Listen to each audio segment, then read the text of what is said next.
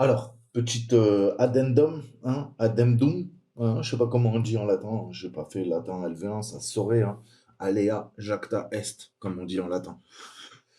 J'ai oublié, je vous ai parlé du FAT. FAT 8, FAT 16, FAT 32, exFAT, et j'ai oublié le système de fichiers NTFS. Gros blaireau que je suis. Donc, je vais vous parler du système de fichiers NTFS. Hein. On a vu que le fichier FAT, c'est un système de fichiers très basique. Hein. Il fait le travail quand il s'agit d'organiser nos données, mais il n'offre guère plus en termes de sécurité, de fiabilité, de capacité de récupération. Il a également certaines limitations en ce qui concerne la taille de fichier tout d'abord et également de volume. Par conséquent, Microsoft a développé un système de fichiers plus récent qu'on appelle New Technology File System, NTFS. Hein, le NT, New Technology, vous le retrouverez. Typiquement, c'était avant Windows 95, on avait NT 3.0, NT 3.1. J'ai commencé sur Windows NT 3.1, j'en ai des larmes aux yeux. Après, on est passé à NT 4.0, on est passé à Windows 95 XP, etc., etc. Donc, ce système de fichiers, il a été introduit en 1993 avec Windows NT 3.1. Cependant, il est devenu courant depuis Windows XP. Le système de fichiers NTFS résout tout simplement les nombreux problèmes présents dans le système de fichiers FAT et introduit de nouvelles fonctionnalités. Alors, on va parler un petit peu, qu'est-ce qu'on a ajouté concrètement, hein? On a ajouté tout d'abord ce qu'on appelle la journalisation.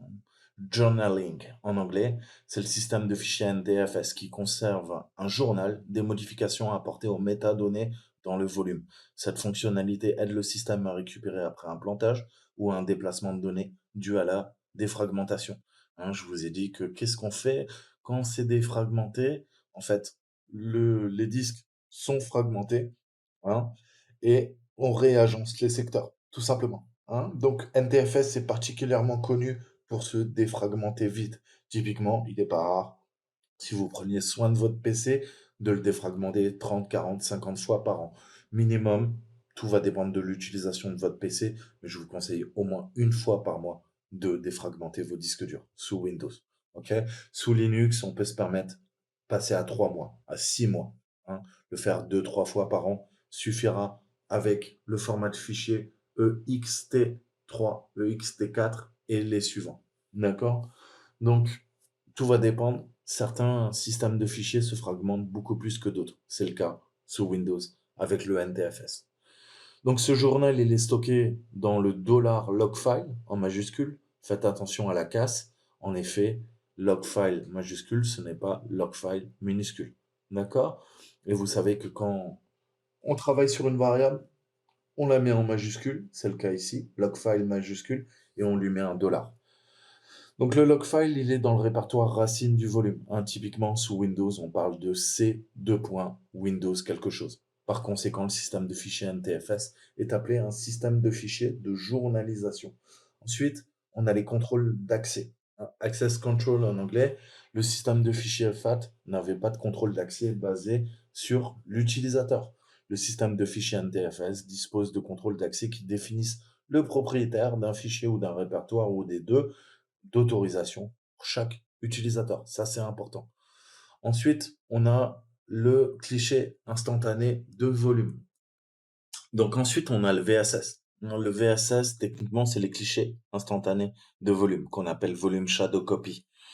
Le système de fichiers NTFS assure le suivi des modifications apportées à un fichier à l'aide d'une fonctionnalité appelée cliché instantané de volume. Dans la précédente vidéo, à la moitié de la vidéo, je vous parle des images système. C'est exactement ça.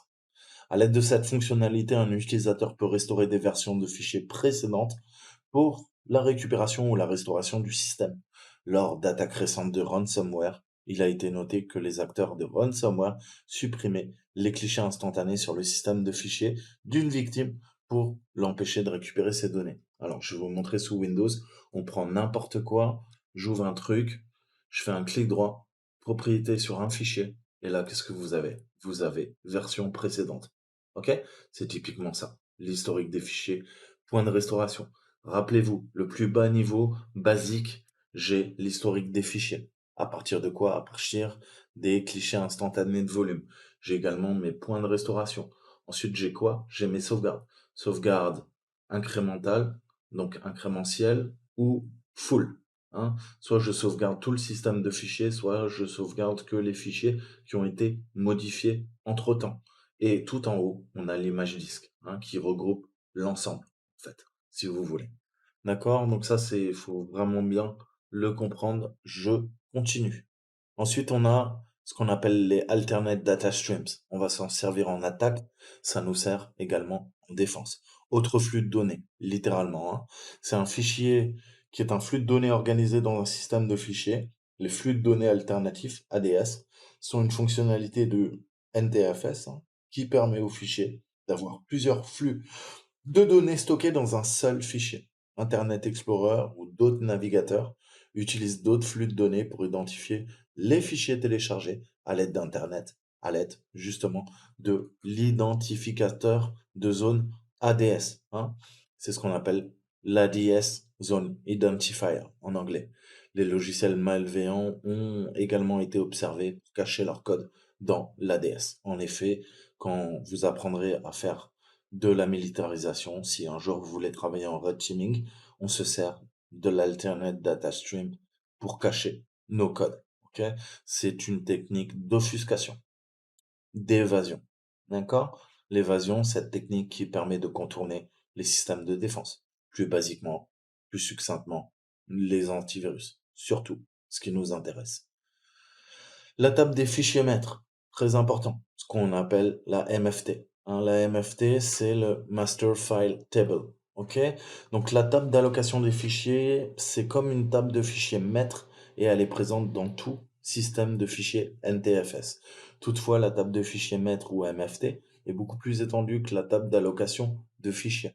Donc c'est en gros, c'est vous avez la table d'allocation de fichiers et au-dessus, hein, c'est comme des poupées russes, vous avez la table des fichiers maîtres.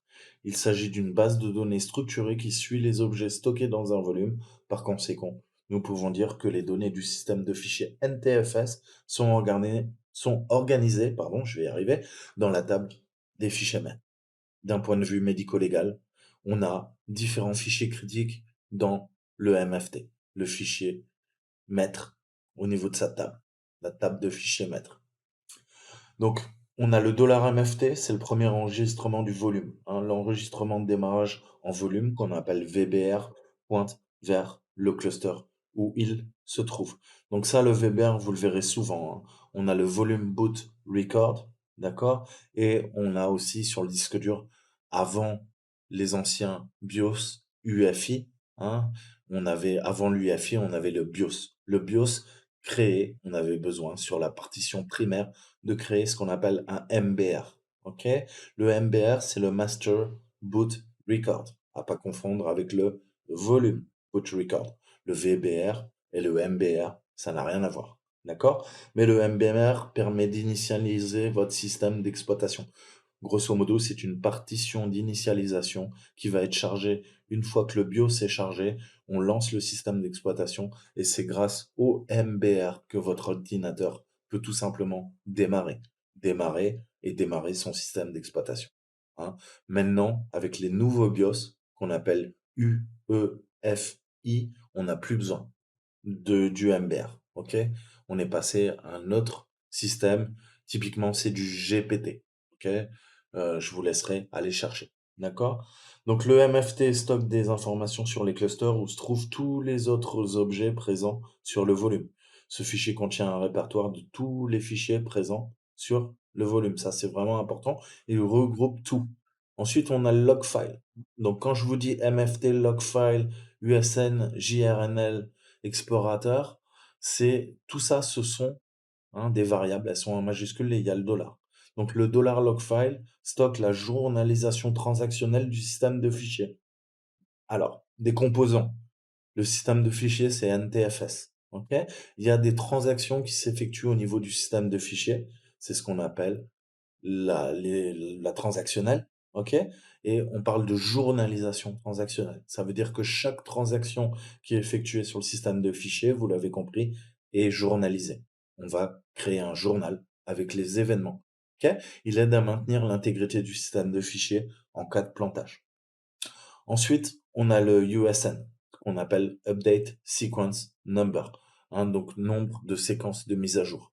Grosso modo, il est présent dans le dossier $extend et il contient les informations sur tous les fichiers qui ont été modifiés dans le système de fichiers et la raison de la modification. On l'appelle journal de changement. D'accord? Ça, c'est très important parce que tout ça, ça nous sert au quotidien. Donc, je vais m'arrêter là.